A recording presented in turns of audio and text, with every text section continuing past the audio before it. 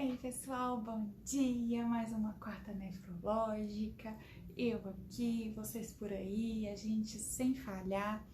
E hoje a conversa vai ser aí com os marombeiros de plantão. Quem gosta de musculação, quem gosta de um crossfit, brincadeiras à parte. Mas, por um lado, é sério assim o papo assim. Porque venho falar com você sobre rabdomiólise. Para quem faz musculação, para quem gosta de uma atividade física intensa, com certeza já deve ter lido, ouvido algo sobre o assunto. E o que isso tem a ver com nefrologia? Bora lá então! E para discutir rabdomiólise, a gente tem que lembrar do conceito. Porque muitas vezes ali naquele bate-papo, né, da academia, a gente acaba se referindo à rabdomiólise de uma forma que, na verdade, não é a rabdomiólise, é outra coisa. Então, a rabdomiólise é a necrose, é a lesão da célula muscular, levando à liberação do seu conteúdo. Isso é diferente, então, da miopatia, que é a doença da musculatura, que é diferente da miosite, que é a inflamação da musculatura, que é diferente da mialgia, que é a dor muscular, tá bem? A rabdomiólise, ela pode ser sintomática ou assintomática, tá? E quais sintomas que a rabdomiólise pode trazer? A mais frequente é a mialgia, que é a dor muscular, mas ainda é possível a fraqueza, cãibra e uma urina escura, cor de Coca-Cola. Além disso, é possível a rabdomiólise trazer complicações, evoluir de uma forma complicada, com alterações eletrolíticas, ou seja, de íons que a gente encontra no nosso sangue. Potássio, ácido úrico, cálcio, fósforo, além disso também enzimas, ACPK, aldolase, mioglobina. E em outro estágio ainda, é possível a rabdomiólise ser num grau tão importante que chega a comprometer a função renal. Em alguns casos pode ser leve, precisando de uma hidratação, mas em casos mais importantes pode chegar a precisar de diálise, tá? Outra complicação, por vezes menos falada, até mesmo por ser menos frequente, é a CIVD, que é uma coagulação disseminada que acontece no seu corpo, tá? E, infelizmente, até 10% dos casos de rabdomiólise pode evoluir para a morte, tá? Para a gente chegar lá no ponto de como a rabdomiólise pode levar a alteração da função renal, primeiro vamos entender quais são as possíveis causas da rabdomiólise. Então, aqui no começo eu brinquei, né, que os crossfiteiros, o pessoal marombeiro aí tá interessado no tema, mas é porque realmente o esforço físico extenuante é uma das causas mais frequentes que a gente consegue ver, assim, no dia a dia, sabe? Sem, assim, muito... Se for para caçar rabdomiólise em algum canto da cidade, nas academias e nos lugares de crossfit, sabe? Uma ponderação importante é que isso acontece especialmente naqueles indivíduos que ainda estão destreinados e em pessoas que têm anemia falciforme ou até mesmo o traço falciforme, tá? Inclusive na minha residência de clínica eu tive um caso super interessante disso. O paciente, ele já era do exército há muito tempo, já praticava atividade física há muito tempo, nunca tinha tido problema e de repente ele começou a evoluir com essa situação e quando a gente foi estender a investigação, a gente acabou descobrindo o traço falciforme dele, sabe?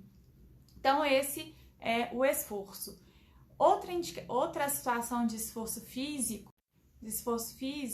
é após um período prolongado de convulsão, tá? No contexto hospitalar, a gente vê ainda a rabdomiólise naqueles pacientes, né, que sofreram de algum tipo de síndrome compartimental. Agora aqui, gente, eu fiz uma colinha que eu vou dar uma olhadinha, tá? Então, síndrome compartimental, ou seja, o paciente sofreu um trauma, ficou lá meio que com um torniquete, não proposital, mas comprimindo ali a perna, alguma coisa comprimindo a perna por muito tempo, e isso gera rabdomiólise. Pacientes com imobilização prolongada, infelizmente, por exemplo, pacientes CTI, acidente elétrico é outra situação traumática.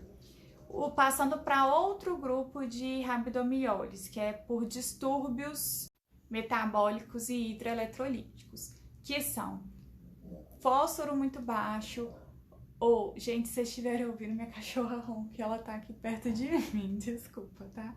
Então, fósforo muito baixo ou potássio muito baixo podem induzir rabdomiólise. Além disso, síndrome neuroléptica maligna e hipertermia maligna. E tem outras doenças mais raras que são deficiências de enzimas que são encontradas nas células musculares mesmo. E um quarto grupo de causas, né, de rabdomiólise são causas infecciosas ou por conta de drogas ou de toxinas. Isso que dá não querer colar e colar. Eu ia cortar, mas quer saber? Eu tô com a minha cola, já tinha falado que eu tava com a minha cola e é isso. Enfim. De infecções. Infecções tanto bacterianas quanto virais, elas podem causar rabdomiólise.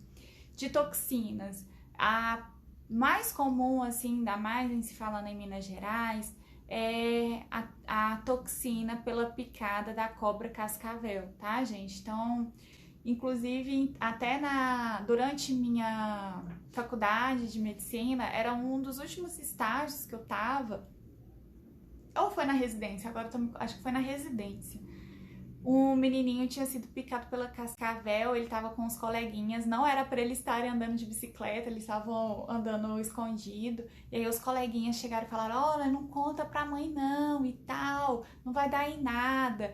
E aí o menininho chegou no nível altíssimo de rabdomiólise, precisou de diálise. Mas graças a Deus ele saiu super bem, ele era uma gracinha, um fofo, conquistou todo mundo do CTI, ali da Tox.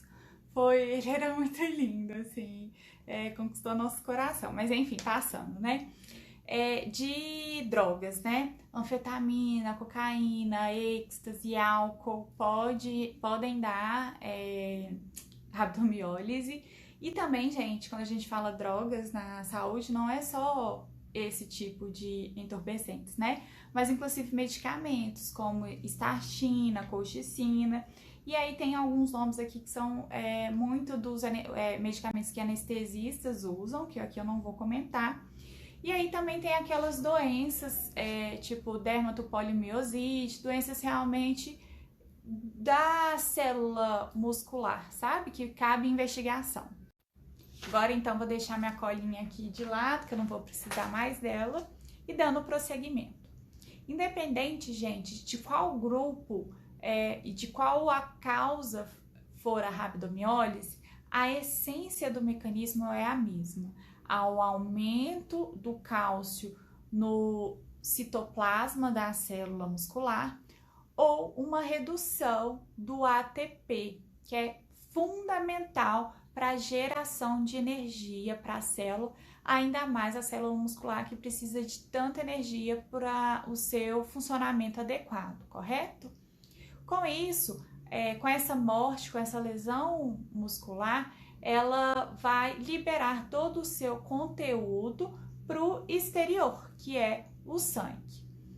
Consequentemente, acontecerá aquelas alterações de íons, aquelas alterações eletrolíticas que é o que eu comentei.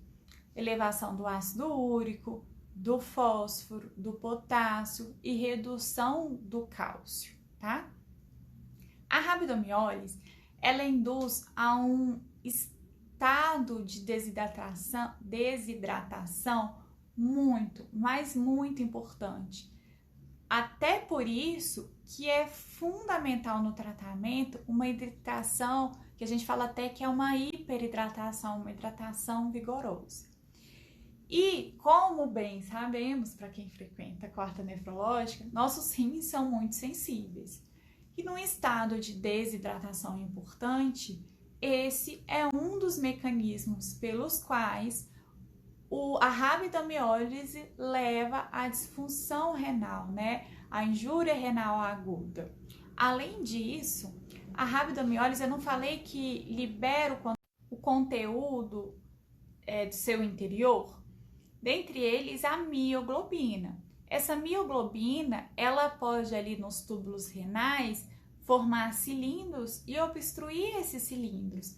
Assim como aquele ácido úrico que eu falei que pode aumentar no sangue, também pode formar esses cilindros tubulares, também obstruindo esses túbulos renais. Então, outras possibilidades de como a rabdomiólise pode afetar e pode levar à disfunção renal, podendo ser uma disfunção renal que pode ser tratada apenas com a hidratação ou, em casos mais importantes, inclusive com a diálise, tá? Bem, aí até para explicar que eu não expliquei, essa mioglobina é que vai dar a coloração escura, que é um sintoma possível, que eu falei, aquela urina cor de Coca-Cola, para vocês conseguirem interligar mecanismo com algum sintoma, beleza? Em relação à rabdomiólise é isso, fica a dica, pratique atividade física sim, mas com responsabilidade, supervisionada por um bom profissional, respeitando os seus limites e vamos seguir aí na luta, na garra e sem rabdomiólise, tá bom? Até a próxima quarta nefrológica. Beijo!